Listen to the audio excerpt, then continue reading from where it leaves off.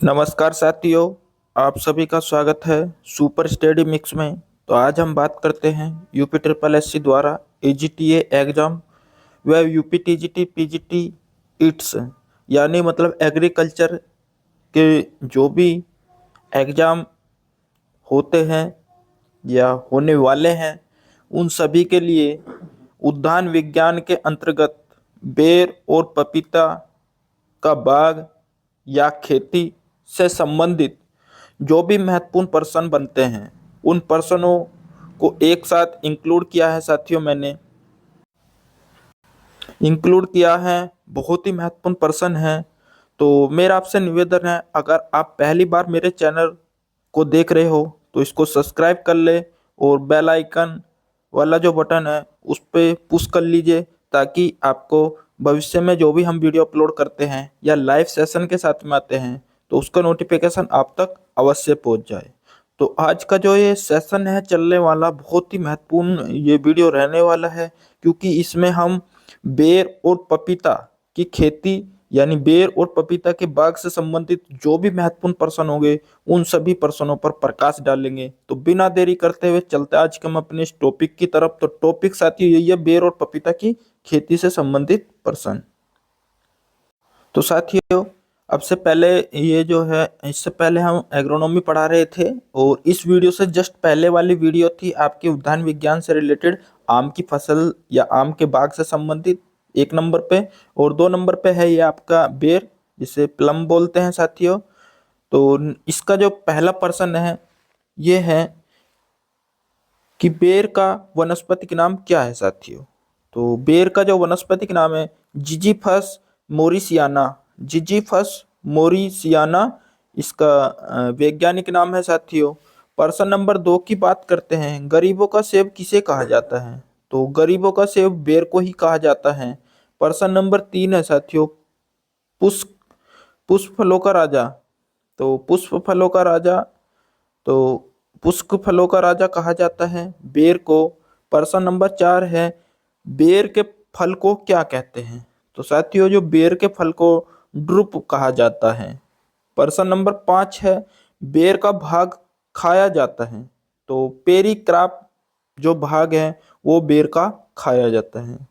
साथियों, थोड़ा सा मैं इस वीडियो को हल्का सा स्पीड से लेकर चलूंगा, ताकि 2 फसल है और वीडियो की लेंथ लंबी ना हो और आपको कम समय में ज़्यादा मटेरियल प्रोवाइड हो जाए। प्रश्न नंबर 6 है, भारत में बेर का सबसे बड़ा उत्पादक राज्य का क्या नाम है। तो मध्य प्रदेश है, इसमें बेर का सबसे अधिक उत्पादन होता है। प्रश्न नंबर 7 है, बेर के पौधे पर कीट पाला जाता है। तो बेर का जो पौधा है उस पर साथियों लीख मतलब लाख का कीट पाला जाता है। तो आपसे डायरेक्ट प्रश्न पूछ लिया जाएगा, एग्जामिनर पूछ लेगा कि लाख का कीट निम्न में से किस पौधे पर पाला जाता है। तो आम, बेर, अमरूद, इस तरीके से अन्य कोई नाम दे देगा। तो अगर आपने पढ़ा होगा तो दे दोगे, नहीं तो आप गलत कर बैठोगे।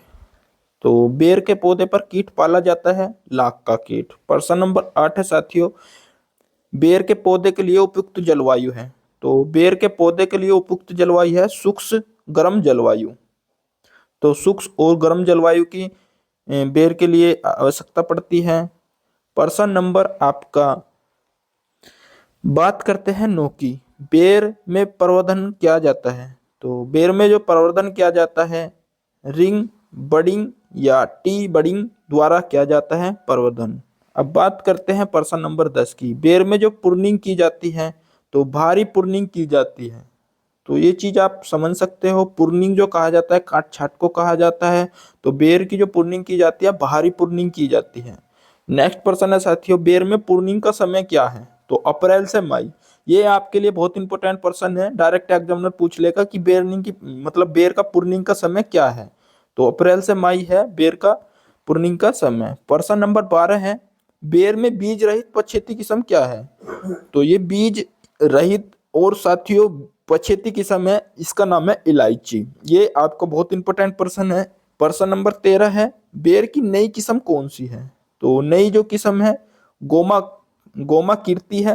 तो ये चीज भी याद रखना है, पूछ लेगा कि बेर की नई प्रजाति का क्या नाम है, तो गोमा कीर्ति है। प्रश्न नंबर 14 की बात करते हैं साथियों। प्रश्न नंबर 14 में क्या पूछा गया है, बेर की लवण प्रतिरोधी किस्म कौन सी है, तो बेर की लवण प्रतिरोधी किस्म है गोला।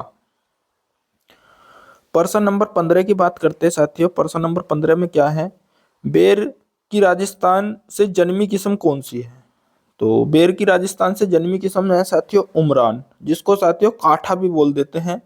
तो उमरान है बेर की प्रजाति, जिसको काठा भी बोल देते हैं, और ये राजस्थान से जन्मी किस्म है। प्रश्न नंबर 16 की बात करते हैं, बेर की ऐसी किस्म जो फल मक्खी के प्रतिरोधी है, तो बेर की ऐसी किस्म जो मतलब आपकी फल मक्खी के प्रतिरोधी है वो कत्था है साथियों।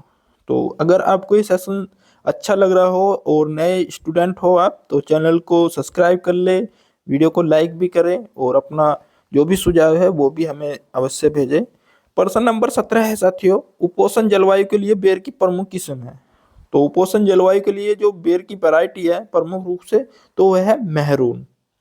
अब बात करते हैं प्रश्न नंबर 18 की साथियों। प्रश्न नंबर 18 में क्या पूछा गया है, बेर के गड्ढों की परस्पर दूरी रखी जाती है, तो 6 मीटर रखी जाती है। कहने का मतलब ये है, अगर हमें बेर का बाग लगाना हो और गड्ढों की दूरी रखनी हो, इस तरीके से रखते हैं साथियों। तो मतलब इसके और इसके बीच की दूरी 6 मीटर की होनी चाहिए। अब बात करते हैं प्रश्न नंबर 19 की। तो 19 में क्या पूछा गया है साथियों, 19 में पूछा गया है बेर की फसल का प्रमुख कीट है, तो बेर की फसल का प्रमुख कीट है साथियों फल मक्खी। प्रश्न नंबर 20 की बात करते हैं, और ये अक्सर एग्जामिनर प्रश्न पूछता है कि फल मक्खी का संबंध किस फसल से है, तो जो प्रमुख कीट है बेर का वो फल मक्खी है। और बेर में जो फल मक्खी का नियंत्रण किया जाता है, तो मेलाथियान 0.5% का छिड़काव किया जाता है। ठीक है साथियों। बात करते हैं प्रश्न नंबर 21 की। तो बेर का पाउडरी मिल्ड्यू, जिसको साथियों छाछिया रोग कहा जाता है, तो उसका जो कारक है उसका क्या नाम है, तो उसका कारक का नाम है ओडियम जुजबी वार इंडिका। तो ओडियम जुजुबी वार इंडिका है इसके कारक का नाम। और इसका जो नियंत्रण किया जाता है साथियों, प्रश्न नंबर 22 में यही बताया गया है कि बेर का पाउडर मिल्ड्यू रोग का नियंत्रण हम कैसे करेंगे। तो इसका जो नियंत्रण करेंगे साथियों, केराथान 0.2% का छिड़काव करेंगे। तो आई होप बहुत ही कम समय में मैंने बेर की खेती या बेर के बाग से संबंधित जो भी महत्वपूर्ण प्रश्न बनते थे वो मैंने इस वीडियो में इंक्लूड किए हैं। अब मैं नेक्स्ट जो हमारी जो मतलब आपकी खेती है, फसल है या बाग है, पर्सन इसका जो तीसरा जो टॉपिक है साथियों उसकी तरफ चलते हैं, क्योंकि 1 नंबर टॉपिक पे हमने कल बता दिया था आम, और आज हमने बेर और अब पपीता के बारे में बताएंगे साथियों। तो पपीता को पपाया बोला जाता है इंग्लिश में। तो इसका जो बोटनिकल नेम है साथियों, पर्सन नंबर 1 है, पपीते का बोटनिकल नेम है केरिका पपाया।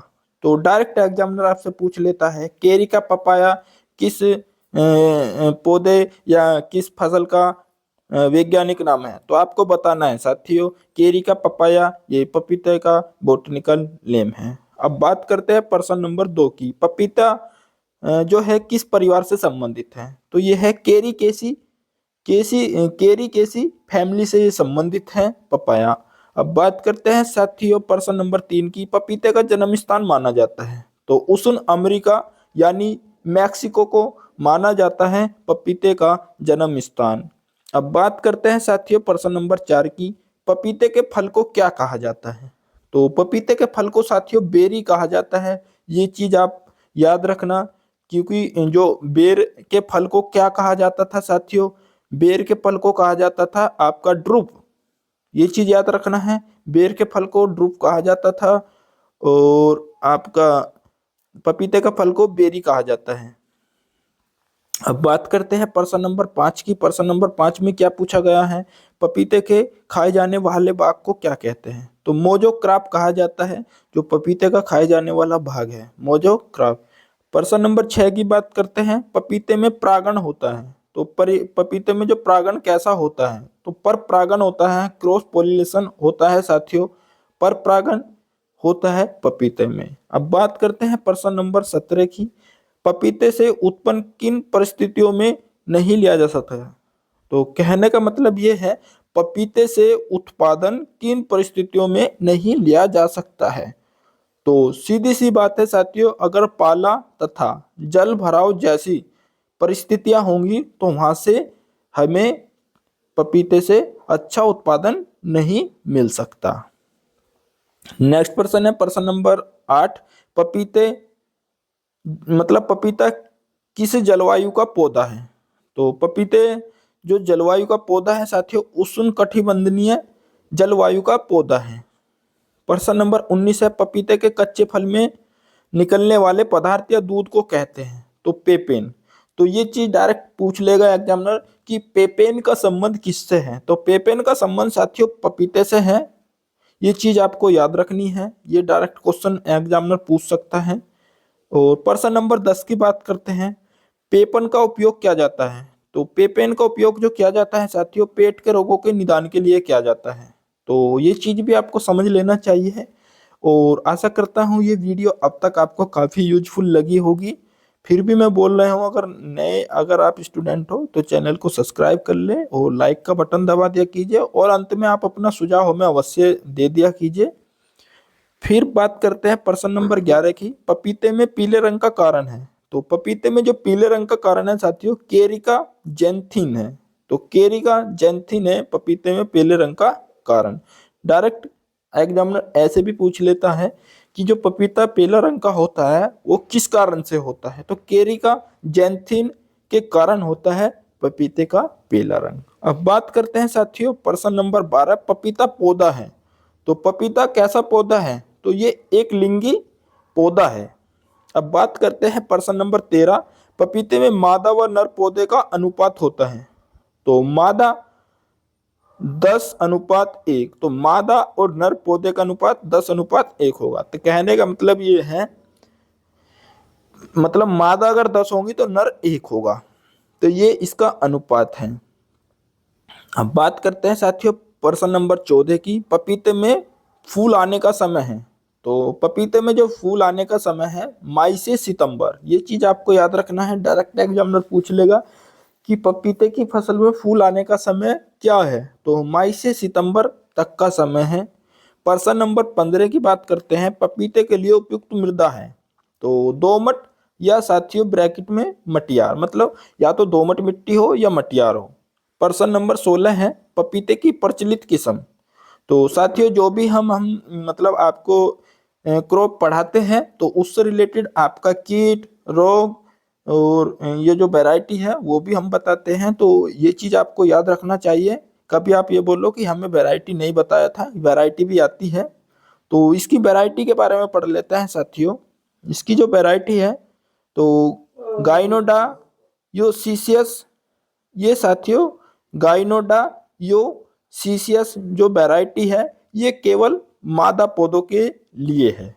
तो केवल मादा पौधों के लिए है, जैसे Pusa delicious, Pusa majesty, Taiwan, Coorg Honey due, CO3, Taiwan Surya, sunrise, solo, red lady.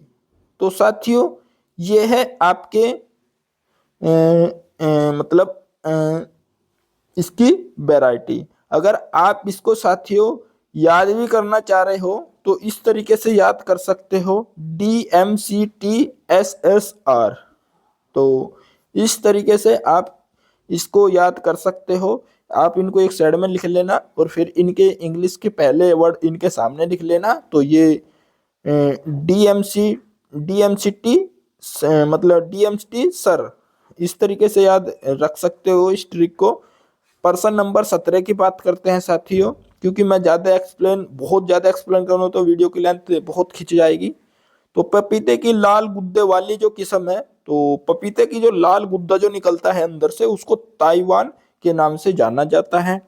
प्रश्न नंबर 18 है, पपीते की गृह वाटिका के लिए उपयुक्त वैरायटी कौन सी है? तो पूसा नन्ना है, जिसको साथियों 1.25 गुना 1.25 mm के अंतर्गत हमें डिस्टेंस रखा जाता है।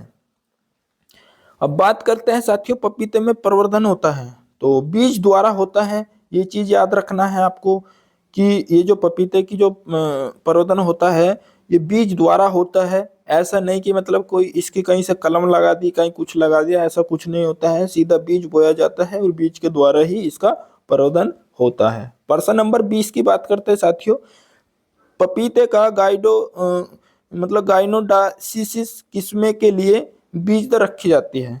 तो 250 से 300 ग्राम प्रति हेक्टर के हिसाब से गाइनोडाइसिस किस्मों के लिए आपका बीज की दर रखी जाती है 250 से 300 ग्राम। प्रश्न नंबर 21 है साथियों, पपीते की डाइसियस किस्मों के लिए बीज दर रखी जाती है। तो डाइसियस किस्मों के लिए रखी जाती है 400 से 500 ग्राम बीज की मात्रा, 400 से 500 ग्राम बीज प्रति हेक्टर के हिसाब से रखा जाता है डाइसियस किस्मों के लिए। और गाइनोडाइसियस किस्मों के लिए रखा जाता है 250 से 300 ग्राम। ठीक है साथियों, ये चीज आप याद रख लेना। अगर गाइनो की बात आ जाए तो कहीं ना कहीं थोड़ा कम पड़ेगा, और डायरेक्ट डाइसियस की बात आ जाए तो थोड़ा सा बीज की मात्रा बढ़ा लेंगे। अब बात करते हैं साथियों प्रश्न नंबर 22 की, पपीते को मतलब पपीते की नर्सरी लगाई जाती है। तो पपीते की जो नर्सरी लगाई जाती है साथियों, अप्रैल से मई के महीने में लगाई जाती है नर्सरी।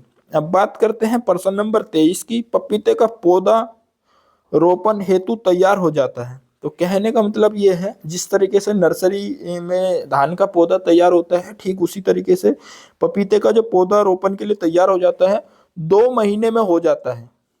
ठीक है साथियों, अगर आपने नर्सरी तैयार की है, नर्सरी में बीज बोया है, तो उसके बोने के जस्ट 2 महीने बाद आपका ये पपीते का पौधा तैयार हो जाएगा रोपण के लिए। प्रश्न नंबर 24 की बात करते हैं साथियों। प्रश्न नंबर 24 में क्या पूछा है, पपीते में सामान्य पौधों को दूरी रखी जाती है। तो वही बात है, अगर हमें पपीते का बाग लगाना है या पपीते के पौधे को की खेती करनी है तो उसमें हम दूरी जो रखते हैं साथियों 2 से 2 मीटर प्रति स्क्वायर के हिसाब से रखा जाता है। तो 2 × 2 वर्ग मीटर स्क्वायर के हिसाब से रखा जाता है इसकी डिस्टेंस। अब बात करते हैं साथियों, पपीते की विदेशी जो वैरायटी है उसको रेड लेडी के नाम से जाना जाता है। पपीते की विदेशी वैरायटी मतलब आपकी किस्म। अब बात करते हैं साथियों प्रश्न नंबर 26 की, पपीते के प्रमुख रोग कौन कौन से हैं। तो प्रमुख रोग से रिलेटेड भी प्रश्न पूछा जाता है। तो लीफ कर्ल, तना गलन और माथा बंधना, जिसको साथियों बंची टॉप भी कहा जाता है। तो ये आपके मुख्य रूप से प्रमुख रोग हैं पपीते के। अब बात करते हैं पपीते की फसल के प्रमुख कीट कौन कौन से हैं। तो सफेद मक्खी है और एफिड है या मोइला है। ठीक है साथियों, अब प्रश्न नंबर 28 की बात करते हैं, पपीते के बगीचे में लिंग समस्या से बचने का उपाय क्या है। तो पपीते के बगीचे में लिंग समस्या से बचने का उपाय है 10% नर पौधों की रोपाई करना है साथियों, अगर हमें लिंग समस्या से बचना है। तो अभी हमने बताया था कि मादा और नर का अनुपात होता है 10:1। तो अगर हमें लिंग समस्या से बचना है तो हमें अपने इस बगीचे में 10% नर पौधों की रोपाई अवश्य करनी पड़ेगी, तब जाके हमें इस समस्या से निस्तारण होगा। अब बात करते हैं प्रश्न नंबर 29 की। प्रश्न नंबर 29 में है, पपीते के हरे फलों से निकलने वाले दूध को क्या कहा जाता है। अगर पपीते से सफेद दूध निकल रहा है उसको पेपेन कहा जाता है, और पपीते के हरे फल से निकलने वाले दूध को कहते हैं साथियों लेटेकस। तो ये चीज याद रखना है, उसको पेपेन नहीं बोलते, उसे बोलते हैं लेटेकस। तो ये चीज भी याद रखना है, अगर हरे फलों से निकलने वाले दूध को कहते हैं लेटेकस। नेक्स्ट पर्सन की बात करते हैं, पेपेन में एंजाइम पाया जाता है। तो पेपेन में एंजाइम जो पाया जाता है पेप्सिन पाया जाता है। काफी बार एग्जामिनर ये प्रश्न पूछा है कि पेपेन का संबंध किससे है, पपीते से है, और पेपेन में कौन सा एंजाइम पाया जाता है, तो पेप्सिन पाया जाता है। प्रश्न नंबर 31 की बात करते हैं, पपीते की खेती के लिए प्रयुक्त सिंचाई की विधि कौन सी है। तो रिंग विधि या ड्रिप सिस्टम की जो है आपका सिंचाई की विधि प्रचलित है। अब बात करते हैं प्रश्न नंबर 32 की, पपीते की नर्सरी का प्रमुख रोग है। तो डंपिंग ऑफ जो है डिसीज, वो आपका प्रमुख रोग है नर्सरी का, डंपिंग ऑफ। नेक्स्ट प्रश्न की बात करते हैं साथियों, पपीते में डंपिंग ऑफ का नियंत्रण है उचित जल निकास। सीधी सी बात है, अगर आप डंपिंग ऑफ रोग का नियंत्रण अगर आप पाना चाहते हो तो सीधी सी बात है, उसमें पानी की मात्रा ज़्यादा ना रखें, पानी की उचित व्यवस्था रखें, तो ये इस रोग से निदान आप पा सकते हो। प्रश्न नंबर 34 की बात करते हैं साथियों, पपीते में पर्णकुचन मोजैक बीमारी का कारक क्या है? तो वायरस द्वारा होता है। तो ये वीडियो आपको काफ़ी हद तक यूजफुल रहने वाली है और रही भी होगी। कम से कम अगर 4 से 5 बार वीडियो को देख लोगे तो ये टॉपिक आपका क्लियर हो जाएगा, बेर और पपीते की खेती या बागवानी से रिलेटेड। अब बात करते हैं साथियों प्रश्न नंबर 35 की, पर्णकुचन मोजैक रोग का वाहक क्या है? सो सफेद मक्खी है साथियों। तो आई होप वीडियो आपको काफ़ी अच्छी लगी होगी। अब हम आपको नेक्स्ट वीडियो में मिलेंगे, तब तक के लिए जय हिंद, जय Bharat. Thanks for watching video. वंदे मातरम। जय जवान जय किसान।